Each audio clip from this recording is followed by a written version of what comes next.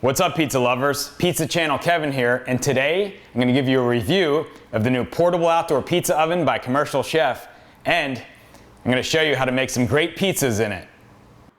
Commercial Chef sent me this oven to try out, and I've spent the last couple of months trying out different pizza styles and figuring out how to get the best results in this oven.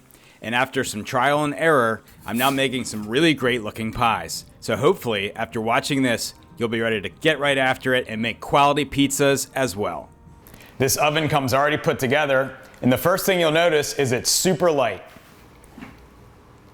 It weighs only 22 pounds, so it's the perfect oven to take with you for tailgates.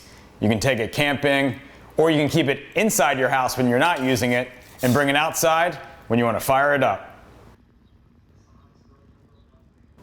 The Commercial Chef comes in at a nice price on Amazon, just $249, making it significantly less than some of the more established pizza oven companies.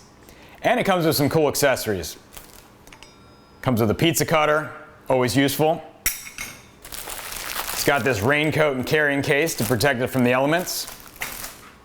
And it has this nice perforated metal peel. If you're good at launching pizzas with metal, you can use it for that. And you can definitely use it to get your pizzas out of the oven. And it folds up for easier storage. The deck on this oven is 13 inches by 13 inches, so you can pretty easily cook pizzas up to 12 inches.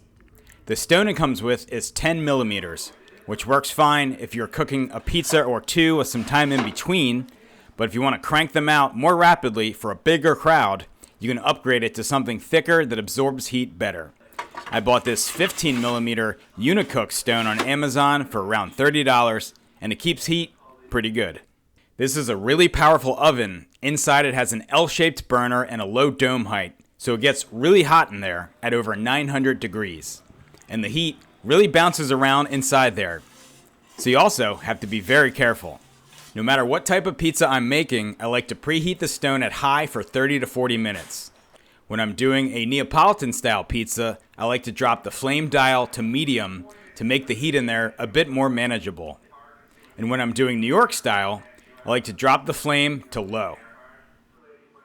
With that L-shaped burner, it's at its hottest in the back left corner and along the back and left side, and a bit cooler on the right and in the front.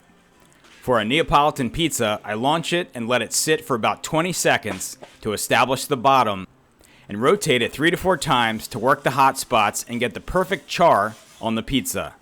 You should be shooting for a 1.5 to 2 minute bake time. It gets some nice charring on the bottom. Depending on the dough proofing, you'll get more or less leoparding on your crust. On any style, if you want a more crispy bottom or more browning, you can turn off the oven and let it sit in there for additional minutes. Just keep an eye on it. In between pizzas, crank the flame back up to high. I put the link for my Neapolitan style pizza dough in the description. For New York style pizzas, heat that stone on high for 30 to 40 minutes and drop the dial to the lowest setting right before launch. The total cook time will be about 4 minutes, and you will rotate the pizza several times. With a lower flame, you won't have to turn it as quickly.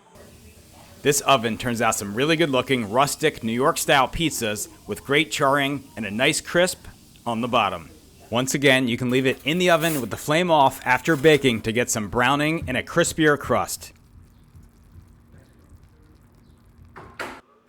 In between pizzas, crank the flame back to high.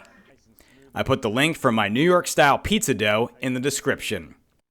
So it's nice and smooth like that. That's our 9-ounce dough. Other styles of pizza you can do in the Commercial Chef are a rolled thin tavern or bar or Roman style pizza, as well as pan pizzas.